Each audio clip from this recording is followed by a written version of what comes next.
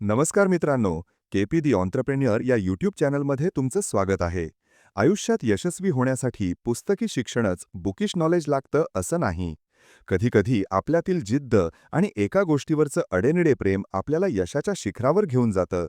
आज आपण अशाच एका तरुणाची कथा ऐकणार आहोत, ज्याने शिक्षण अर्धवट सोडूनही शेअर मार्केटमध्ये आपलं नाव कमावलं. ही आहे कार्तिक नाळे यांची असामान्य संघर्षगाथा. कार्तिक नाळे बारामती तालुक्यातील डोर्लेवाडीचे रहिवासी. लहानपणापासूनच त्यांना आजी आणि चुलत्यांनी सांभाळलं, कारण त्यांचे आईवडील लहान असतानाच त्यांच्यासोबत नव्हते.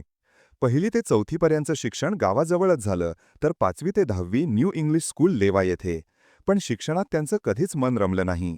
वडील गॅरेजमध्ये काम करायचे, त्यामुळे त्यांना वाटायचं की कार्तिकने शिकून काहीतरी वेगळं करावं.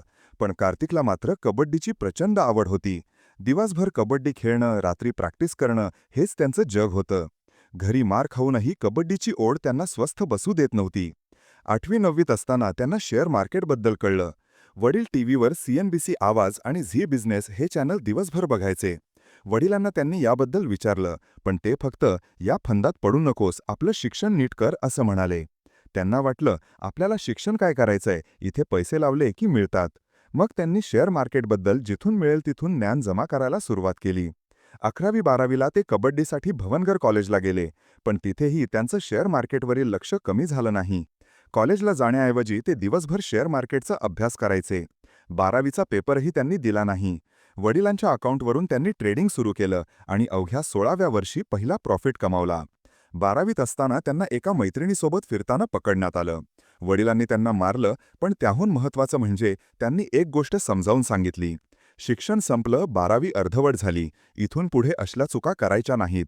शिक्षणाचा आणि पैसे कमावण्याचा काहीही संबंध नसतो. जे झालं ते विसरून पुढे चाल. या घटनेने कार्तिकच्या आयुष्याला एक वेगळं वळण दिलं. चुकीचं काहीच करायचं नाही हा विचार त्यांच्या मनात पक्का रुजला. त्यानंतर त्यांनी कॉटन किंग नावाच्या टेक्सटाईल कंपनीत काम करायला सुरुवात केली, जिथे त्यांची आई अजूनही काम करते. ₹5,750 पगारावर त्यांनी 1.5-2 वर्ष काम केलं. कंपनीच्या कामासोबतच मंडप डेकोरेशन आणि इतरही कामं त्यांनी केली, फक्त पैसे जमवण्यासाठी. त्यांना विश्वास होता की गेलेली इज्जत परत मिळवायची असेल तर फक्त शेअर मार्केटच आपल्याला पैसे मिळवून देऊ शकतं. शिक्षण नसल्यामुळे जॉबमधून जास्त पैसे मिळवता येणार नाहीत हे त्यांना माहीत होतं. त्यांनी ट्रेडिंग सुरू केलं. सुरुवातीला 3 महिन्यात 4-5 लाख रुपये गमावले. अकाउंट झिरो झालं. वडिलांकडून परत पैसे मागणं शक्य नव्हतं. मग त्यांनी दुसरा जॉब शोधला. वयाची 18 वर्ष पूर्ण नसल्यामुळे त्यांना दारूच्या कंपनीतून काढून टाकण्यात आलं. त्यानंतर त्यांनी भावाच्या गॅरेजमध्ये काम केलं. पण हे किती दिवस करणार हा प्रश्न त्यांना सतावत होता. एका मित्राने त्यांना 1 लाख रुपये दिले, ज्यातून त्यांनी पुन्हा ट्रेडिंग सुरू केलं. कोविडचा काळ त्यांच्या आयुष्यात गेम चेंजर ठरला. कोविडमध्ये त्यांनी भरपूर पैसे कमावले. पण रशिया-युक्रेन युद्धाच्या आधी सकाळी मार्केट सुरू झाल्यावर अवघ्या 10 मिनिटात त्यांचा 19 लाख रुपयांचा लॉस झाला.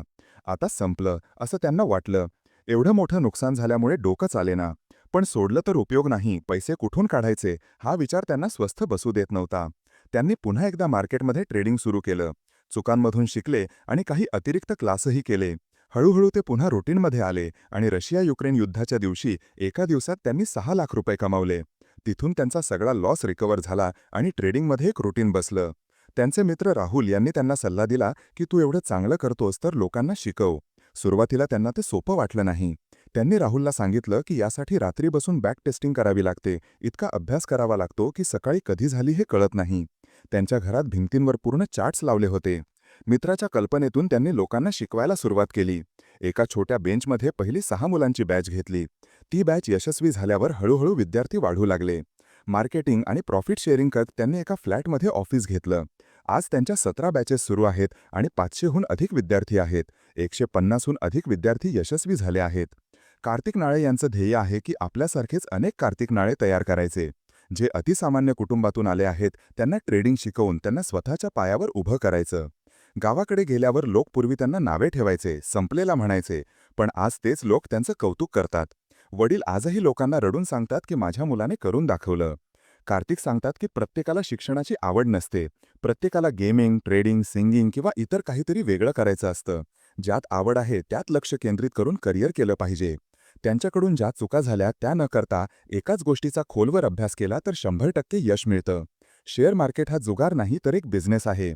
योग्य रिस्क मॅनेजमेंट आणि बिझनेसच्या दृष्टिकोनातून पाहिल्यास शेअर मार्केटमध्ये प्रचंड पैसे कमवता येतात. आज अवघ्या 24व्या वर्षी कार्तिक नाळे 12 ते 13 कोटींचा फंड ट्रेड करतात. त्यांना गाड्यांची प्रचंड आवड आहे. एकदा एका मित्राच्या गाडीत बसताना त्यांना जागा मिळाली नाही.